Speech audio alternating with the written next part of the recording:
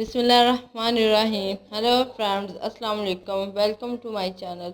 मैं हूं शहरबानो। आप मेरा चैनल देख रहे हैं kitchen with Shaharbano. I hope you all are doing great. अच्छा, तो जैसा कि आप सबको पता है कि रमज़ान शरीफ की आमद है और अफ्तार में चना चाट खाना किसी को पसंद नहीं।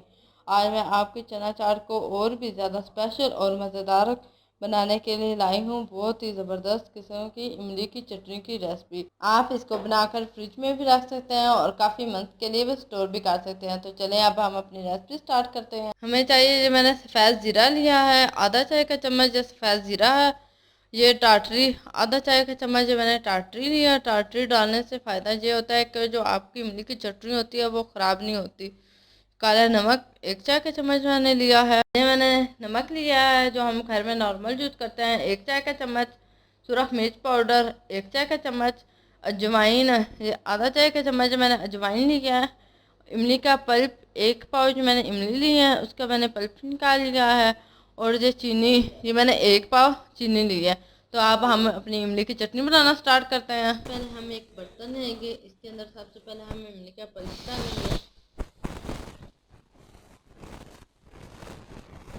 और इसके बाद इसके अंदर हम डाल देंगे चीनी। ये मैंने चीनी डाल दी है। अब हम इसको पकाएंगे तकरीबन अभी पहले 5 से 7 मिनट इसको पहले पकाएंगे ताकि जो चीनी है इसके अंदर सारी डिजोल्व हो जाए। पकाने के बाद अब हम इसमें बाकी चीज़ें भी डाल देंगे। सबसे पहले हम डालेंगे अजवाइन, सुरख मिर्च पाउडर, सफ़ेद ज़ीरा, नमक डाल देंगे,